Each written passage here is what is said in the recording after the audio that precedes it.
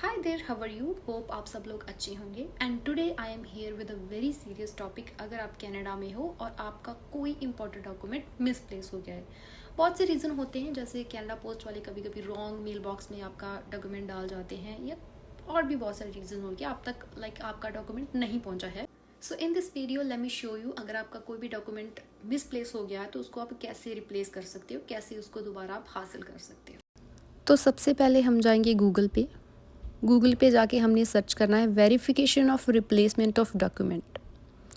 तो जब हम यहाँ पे सर्च करेंगे तो हमें स्क्रीन पे कुछ ये लिंक दिखेगा।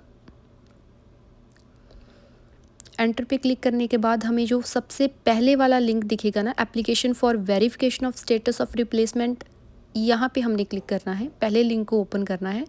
तो कुछ ऐसी स्क्रीन दिखेगी हम पे। So this is the whole screen. यहाँ पे हमें पता चलेगा, जैसे ये $30 फ़ीस पे करनी है, ये बाद में करेंगे।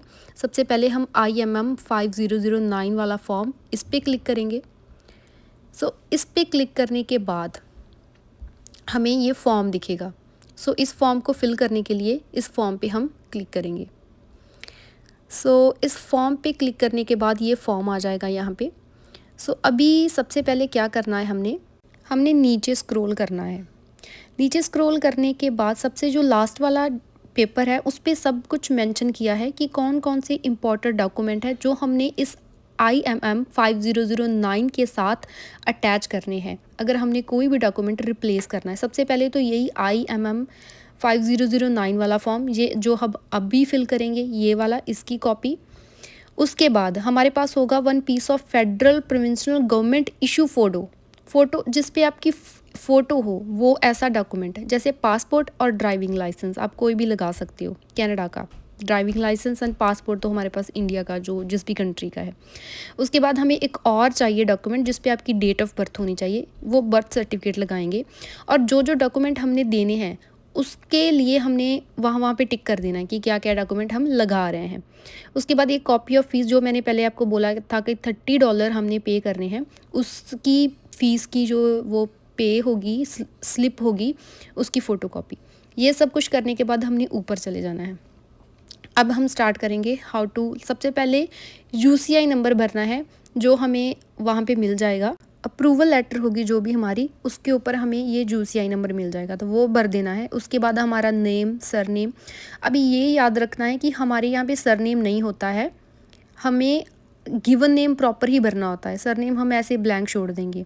उसके बाद हमारा जो भी ये नीचे वाला करंट सरनेम है, गिवन नेम है, ये सब कुछ हमारा नहीं होता है।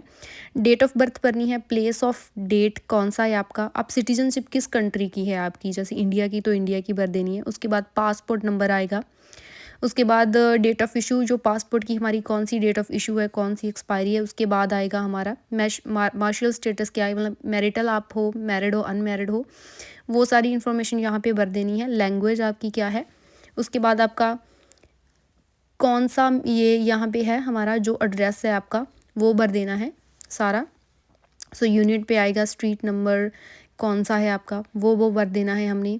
सो कौन सी सिटी है, कौन सी कंट्री है, ये सारा कुछ यहाँ पे हमने फिल कर देना है। उसके बाद रेजिडेंशियल एड्रेस, जो तो अगर तो हमारा सेम मेलिंग एड्रेस हो, यहाँ पे सेम भर देना है, यस, तो ऑटोमेटिकली फिल हो जाएगा। उसके बाद कंट्री कौन सी है हमारी, कनाडा। कंट्री कोड है, जैसे 1+ हमारा कनाडा का है तो वो फिल कर देना। उसके बाद यहाँ पे सेलुलर आएगा, टाइप कौन सी है, सेलुलर। कंट्री कोड भरने के बाद हमें नीचे उसके बाद जाना है, ईमेल एड्रेस वहाँ पे आएगा। सो जो भी हमारा ईमेल एड्रेस आप भरना चाहते हो, ईमेल एड्रेस आएगा। उसके नीचे पार्ट B आएगा। पार्ट B में आपने देना है कि क्या हमें, जैसे वेरिफिकेशन आपने करवानी है कि रिप्लेसमेंट, तो हम रिप्लेसमेंट पे जाएंगे क्योंकि हमने रिप्लेसमेंट करवानी है। उसके बाद है ये डेट ऑफ इशू, जिस डेट को हमें अप्रूवल मिली है वो डेट हमने वहाँ यहाँ पे फिल करनी है। उसके बाद जो भी यहाँ पे डॉक्यूमेंट है आपका, अगर वर्क परमिट है तो वर्क परमिट भरना है, स्टडी परमिट है तो स्टडी परमिट भरना है। और उसकी जो भी डेट ऑफ इशू है और एक्सपायरी है वो हमें वही अप्रूवल लेटर से मिल जाएगी, वहाँ से भर देना है। उसके बाद क्या हुआ हमारे डॉक्यूमेंट के साथ, स्टोल हो गया, वो लॉस्ट हो गया, तो वो भर देना है। उसके बाद यहाँ पे अपनी रीज़न लिखना है प्रॉपरली, कि क्या रीज़न था, वो प्रॉपरली यहाँ पे हमें डिस्क्राइब करना है। उसके बाद यहाँ पे लिखना है कि आपने पहले अप्लाई किया था तो नहीं किया था तो नो लिख देना है। उसके बाद ये हमारे लिए नहीं है। उसके बाद 8 नंबर पे कि are you Canadian citizen, no है तो हमने नो लिख देना है। उसके बाद हमारा यहाँ पे हमारा ही नेम आएगा जो अप्लाई कर रहा है। सो उसके नीचे आएगा कि आप कैसे एंटर हुए थे इस कंट्री में। तो हम एज अ स्टूडेंट होते हैं सब लोग, तो एज अ स्टूडेंट भर देना है। उसके बाद नीचे वाला पोर्शन हमारे लिए नहीं है, ये सब पेरेंट्स के लिए कि पेरेंट्स सिटीज़न हैं कि नहीं। तो हमारे पेरेंट्स यहाँ के सिटीज़न नहीं होते हैं, तो ये सब हमने फिल नहीं करना है। लास्ट में ये सब कुछ करने के बाद सिग्नेचर डालने होते हैं। वो हम जब प्रिंट आउट्स निकलवाएंगे तब हमने अपनी सिग्नेचर करने होते हैं। रेस्ट ऑफ इन्फॉर्मेशन भर के हमारी डेट वगैरह सारा कुछ यहाँ पे हमने मेंशन कर देना है। तो बस इतना ही काम है। ये सारा कुछ फिल होने के बाद अब हम जाएंगे बैक उसी पेज पे जहाँ पे मैंने आपको दिखाया था $30। सो यहाँ पे हमने ये $30 फ़ीस वाले पे क्लिक करना है। इसको क्लिक करने के बाद ऑनलाइन पेमेंट पे जाना है। सो ऑनलाइन पेमेंट पे क्लिक करने के बाद हमें कुछ ये दिखाई देगा। नीचे स्क्रॉल करेंगे, उसके बाद पे योर फीस हेयर पे क्लिक करेंगे। मेक योर सिलेक्शन पे क्लिक करने के बाद नीचे हमने यहाँ पे कंटिन्यूज़ पे क्लिक कर देना है। कंटिन्यूज़ पे क्लिक करने के बाद वो आंसर वाले पे क्लिक करना है। उसके बाद नीचे जाएंगे, ये वाला ऑप्शन आएगा।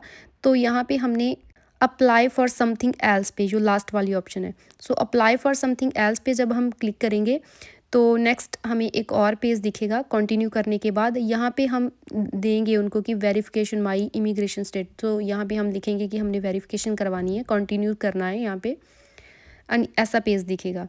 उसके बाद हमने यहाँ पे लॉगिन करना है। अगर आपने ऑलरेडी लॉगिन किया, जैसे मैंने ऑलरेडी लॉगिन किया तो मेरी लॉगिन इन्फॉर्मेशन आ गई है। अगर नहीं है तो पहले हमने साइन इन करना है और उसके बाद लॉगिन करना है।